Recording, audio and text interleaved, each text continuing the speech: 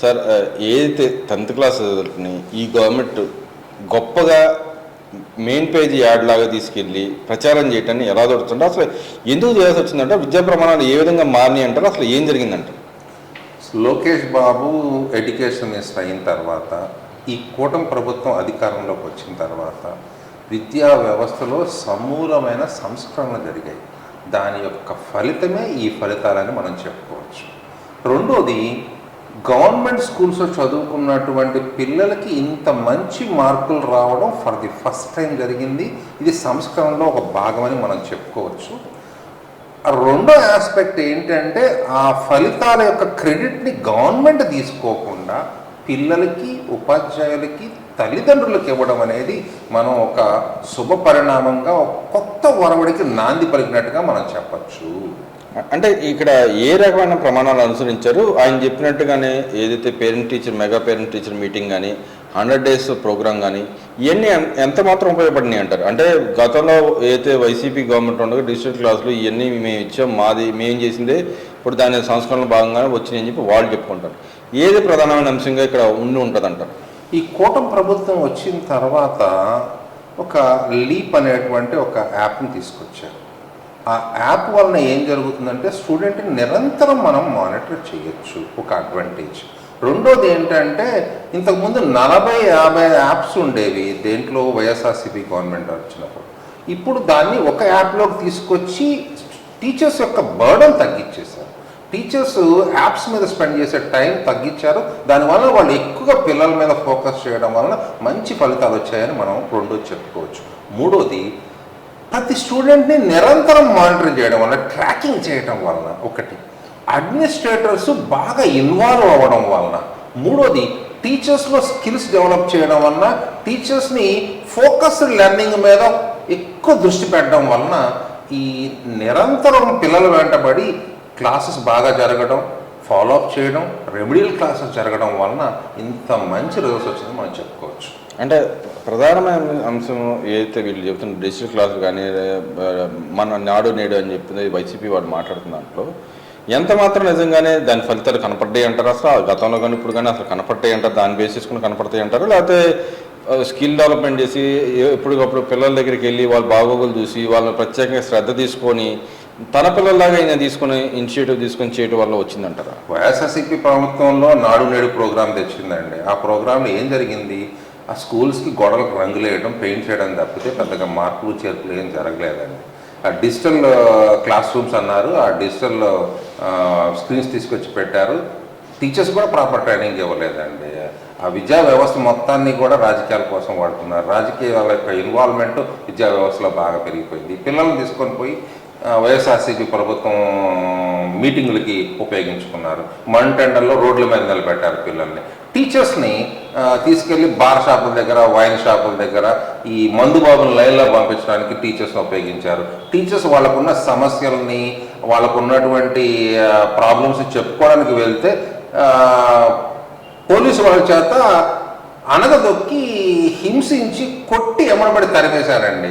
House arrest చేశారండి. చరిత్రలో for the first time మనం విన్నాం. టీచర్ని హౌస్ అరెస్ట్ చేసి ఇంట్లోంచి బయటకు రాకుండా చేయడం అనేది వాళ్ళ ప్రభుత్వంలో జరిగిందని మనం చెప్పుకోవచ్చు. అంటే ఇక కూటమి ప్రభుత్వంకి వచ్చేటప్పటికి ఏమేమి మార్పులు వచ్చాయి? స్కూల్లో విద్యా వ్యవస్థలో సమూలమైన మార్పులు తీసుకొచ్చారండి. అందులో ఒక వండర్ఫుల్ ప్రోగ్రామ్ని ఇంట్రడ్యూస్ చేశారు. అదే 100 days ప్రోగ్రామ్. ఈ 9th క్లాస్ పాస్ అయిన వెంటనే ఒక నెల రోజుల పాటు 10th క్లాస్ టీచ్ చేసి హాలిడేస్ ఇచ్చారు. జూన్లో మన స్కూల్ స్టార్ట్ అవ్వగానే ఈ 10th క్లాస్ సిలబస్ని మనం as early as possible complete చేశారు. ఎప్పుడు కంప్లీట్ చేశారు? నవంబర్ కల్లా సిలబస్ కంప్లీట్ చేశారు. అది ఇంతకుముందు ఎప్పుడు జరగదా. నవంబర్ నుంచి 100 days ప్రోగ్రామ్ తీసుకొచ్చారు. ప్రతిరోజు ఒక సబ్జెక్ట్ని చదివించడం, సాయంత్రం పూట ఒక 25 మార్కులు ఎగ్జామ్ రాయించడం, ఆ ఎగ్జామ్లో వాళ్ళు చేసిన తప్పులను గుర్తించడం, అప్పుడప్పుడు వాల్యుయేషన్ చేయడం, వాళ్ళు చేసిన తప్పులను గుర్తించి పిల్లలకి మళ్ళీ ఎక్స్ప్లెయిన్ చేయడం, దాన్ని మళ్ళీ చదివించడం, ఈ విధంగా చేయడం వలన అద్భుతమైన రిజల్ట్స్ వచ్చిందని మనం చెప్పచ్చు. ఎందుకంటే నిరంతరం పిల్లల్ని ఫాలో అప్ చేశారు, ట్రాక్ చేశారు. అందువల్ల ఇది పాసిబుల్ అయిందని మనం చెప్పచ్చు.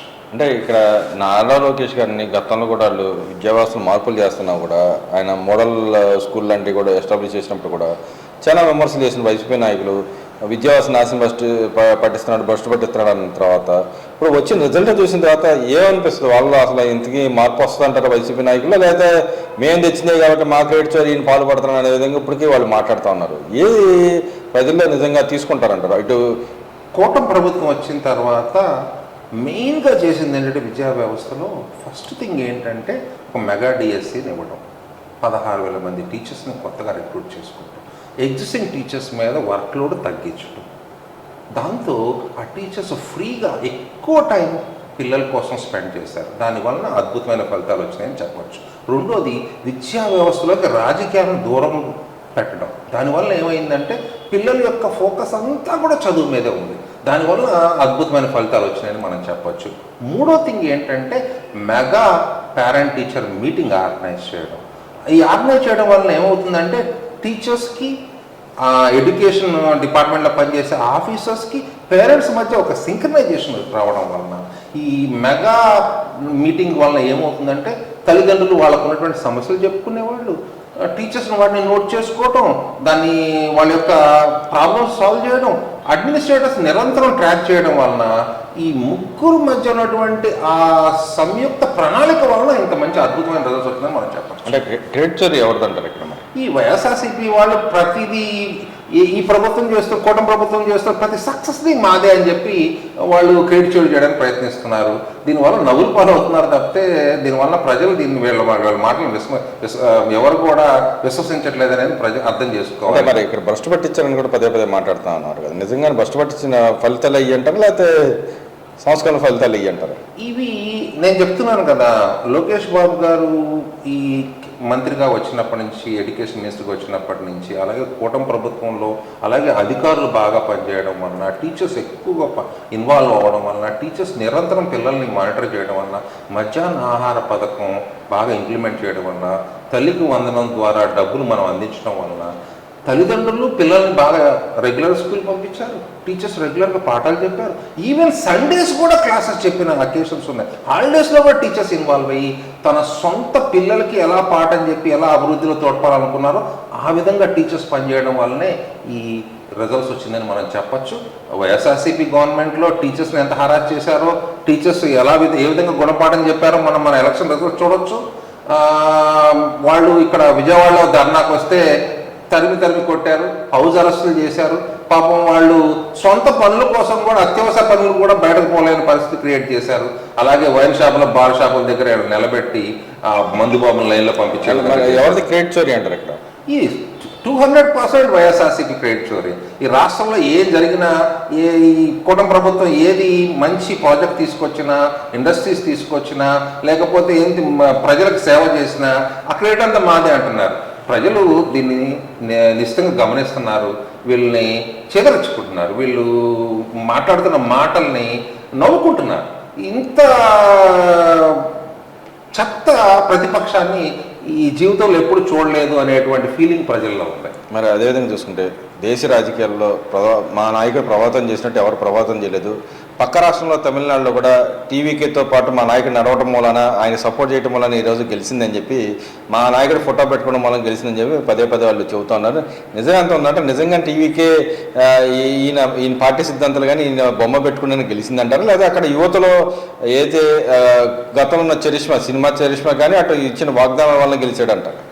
ఏమండి, ఒక ప్రైవేట్ ఫంక్షన్లో విజయ్ గారు ఈయన ఒక కామన్ ఫంక్షన్కి అటెండ్ అవ్వడం జరిగింది. ఆ ఫోటో ఏదో సోషల్ మీడియాలో కనిపిస్తుంది. ఆ ఫోటో పట్టుకొని ఈ వైఎస్ఆర్సీపీ లీడర్లు, వైఎస్ఆర్సీపీ కార్యకర్తలు ఏం చెప్తున్నారు, మా జగన్ అన్నతో ఫోటో దిగడం వల్లనే విజయ్ గెలిచాడు అంటున్నాడు. ఇంత చీప్ స్థాయికి దిగజారిపోతారని మేము అనుకోలేదు, ఎవరు అనుకోవట్లేదు. ఒకవేళ ఇంత నేమ్ ఫేమ్ ఉన్న వ్యక్తి అయితే మన రాష్ట్రంలోనే పాదయాత్ర చేశాడు, 5 సంవత్సరాలు పరిపాలించాడు. ఈయన చేసినటువంటి ఈ అరాచకాలకి ప్రజలు బుద్ధి చెప్పి 150 నుంచి 11కు తీసుకొచ్చారు. ఇలాగే ప్రచారం చేసుకుంటే 11 రేపు 0 అయ్యే అవకాశం కనిపిస్తుంది. అయినా ఈ రాష్ట్రంలో ఏడవలేనటువంటి ఒక నాయకుడు పక్క రాష్ట్రంలో ఏదో ఏడుస్తాడంటే ప్రజలు ఎవరు నమ్ముతారండి? అంటే వాళ్ళ సభ్యులు కూడా మాట్లాడతారు, మా 11 సీట్లు అవసరం అయితే టీవీకి సపోర్ట్ చేస్తామని చెబుతున్నారు. మరి ఇక్కడ ఎమ్మెల్యేలు అక్కడ అలా సపోర్ట్ చేస్తామనుకోవచ్చు. అలా కాదండి, ఆంధ్రప్రదేశ్ శాసనసభకు ఎన్నికలు 11 మంది ఎమ్మెల్యేలు. తమిళనాడు శాసనసభకి వెళ్ళి ఎలా సపోర్ట్ చేస్తారు, ఎలా ఓటేస్తారు వీళ్ళని వీళ్ళ యొక్క రాజకీయ అవగాహనకి వీళ్ళు చేస్తున్నటువంటి ఈ ప్రచారాన్ని చూసి ప్రజలు చేదరించుకుంటున్నారు. ఇంత చిల్లరగా రాజకీయాలు చేస్తారని ఎవరు ఊహించట్లేదండి. అంటే ఇక్కడ మనం చూసుకుంటే ఇంకో మాటకు వస్తే ఆయన చెబుతున్నట్టుగానే అంతగా ప్రభావం అయితే ఇక్కడ ప్రభావం ఎందుకు తప్పిపోయిందంటారు? మరి గతంలో కొంతమంది డిఎంకే కూడా సపోర్ట్ చేసి వాళ్ళు రోజా గారు ప్రచారం చేసింది. అసలు ఈ అవినావ సంబంధాలు ఏంటంటారు? పక్కన జగన్మోహన్ రెడ్డి గారు ఏమన్నా టీవీకి సపోర్ట్ చేశాడు, మరి ఆయన దానికి సపోర్ట్ చేసింది. వాళ్ళ పార్టీ స్టాండ్ అసలు దాంట్లో ఉందంటారు, ఇన్వాల్వ్మెంట్ ఏముందంటారు ఎలక్షన్లో? అంటే యాక్చువల్గా ఏం జరిగిందంటే ఎలక్షన్కి ముందు ఒపీనియన్ పోల్స్ ఏం చెప్పా డిఎంకే గెలవబోతుందని చెప్పేసి ఒక ప్రచారం జరిగింది. ఇక ఆ ప్రచారాన్ని వీళ్ళు క్రెడిట్ పొందడం కోసం వీళ్ళ లీడర్లు రోజా గారు కానివ్వండి, చెవిరెడ్డి భాస్కర్ రెడ్డి గారు కానీ ఆ చిత్తూరుకి బోర్డర్లో ఉన్నటువంటి 2-3 డిఎంకే మీటింగ్లకు వెళ్ళి డిఎంకేని గెలిపించండి అని చెప్పి కోరుకున్నారు. ఒకవేళ కనుక డిఎంకే కనుక పొరపాటున గెలిచినట్టయితే ఆ క్రెడిట్ మొత్తం వీళ్ళే తీసుకున్నారు. కానీ అన్ఫార్చునేట్గా ఏం జరిగిందంటే టీవీకి పార్టీ గెలిచింది, విజయ్ గారు మెజారిటీ సీట్స్ తెచ్చుకున్నారు. మరి దాని క్రెడిట్ పొందడం కోసం టీవీకే పార్టీ యొక్క పాలసీని మేమే డెవలప్ చేశాం, టీవీకే పార్టీ గెలిచిందంటే మా జగన్ గారు ఫోటో ఉండడం వల్లే గెలిచిందని చెబుతున్నారు. కానీ ఒరిజినల్గా అయితే విజయ్ గారికి ఉన్నటువంటి మూవీ ఫేము, యువతలో ఉన్నటువంటి ఫాలో అప్, ఆయన ఇచ్చినటువంటి హామీలు, అలాగే యువతకి ఉద్యోగ అవకాశాలు కల్పిస్తాడు అనే దాన్ని ప్రజలు బాగా నమ్మారు. అలాగే ఎప్పటి నుంచో ఉన్న ఈ ద్రవిడియన్ పార్టీస్ 2 పార్టీలకి కుటుంబ పాలన నడుస్తుంది.